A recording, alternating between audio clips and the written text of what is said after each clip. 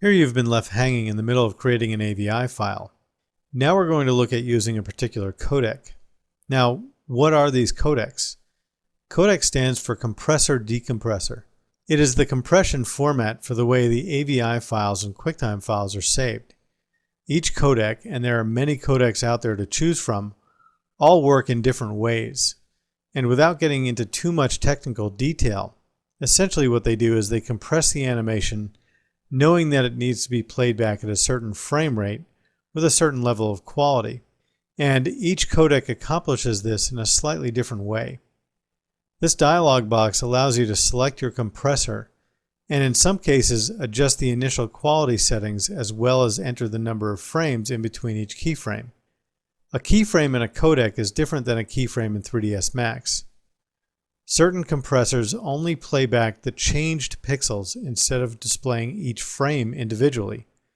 Setting a keyframe allows the animation to be played, paused, and scrubbed by providing a complete image at the keyframe interval. It's this playback of only the changed pixels from frame to frame that allows many codecs to provide a high level of compression for animation. For example, if you only had a sphere moving across a screen and nothing else in your image changed, you could end up with a very highly compressed animation file that plays back very quickly even on slower computers. However, if you had the same scene and everything in that scene was moving, the animation would not be able to be compressed as well because nearly all the pixels are changing from frame to frame. By clicking in the compressor drop-down, you can change the codec that you want to use for compressing your animation. I only have a few codecs to choose from that are installed on my computer. However, you may have more. And you can download codecs from the internet depending on what your needs are. When choosing a codec, be careful.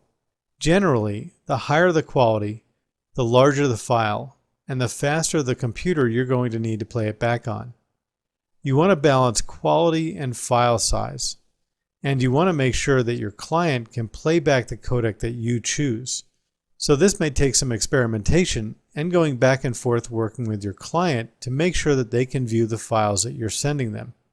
Now click OK to dismiss the dialog box. The RAM player will take some time. It may sit there and appear to be locked up, but there's something going on behind the scenes. What it's just done is it's converted the sequence of PNG files into an AVI file that you can now send to your client for playback.